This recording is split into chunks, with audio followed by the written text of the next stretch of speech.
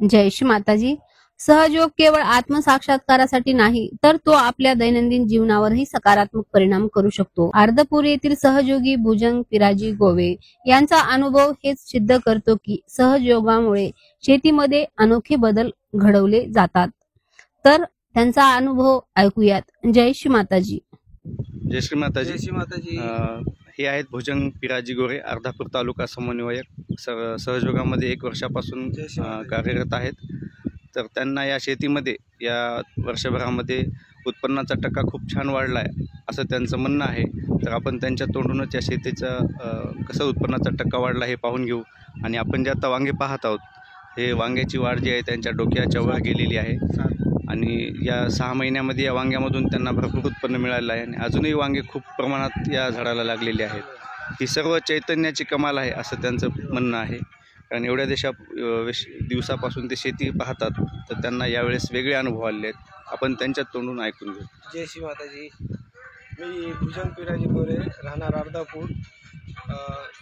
गेल्या 1.25 वर्षापासून मी सहयोगामध्ये आलो. ज्या वेळेसपासून मी सहयोगामध्ये आलो त्यावेळेसपासून माझी शेती मी च्या पद्धतीने करत आहे. आणि त्यापासून मला भरपूर उत्पन्नामध्ये वाढ झालेली आहे. आणि दुसरी गोष्ट म्हणजे मला ह्या चैतन्याच्या शेतीवर भरपूर काही उत्पादन मिळालं आहे. प्रत्येक जे काही पीक मी टाकत आहे ते श्रीमाताजीच्या आशीर्वादाने, त्याच्या चैतन्याच्या या आपल्या जलामुळे माझं उत्पादनात भरपूर वाढ झालेली आहे. आणि मी खताचा व ह्याचा खूप कमी वापर करत आहे.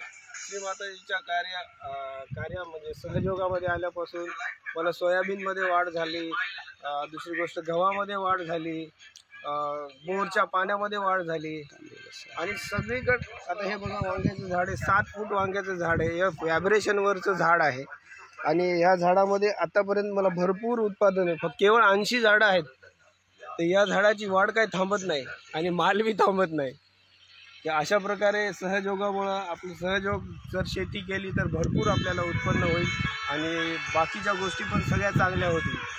जय श्री माताजी.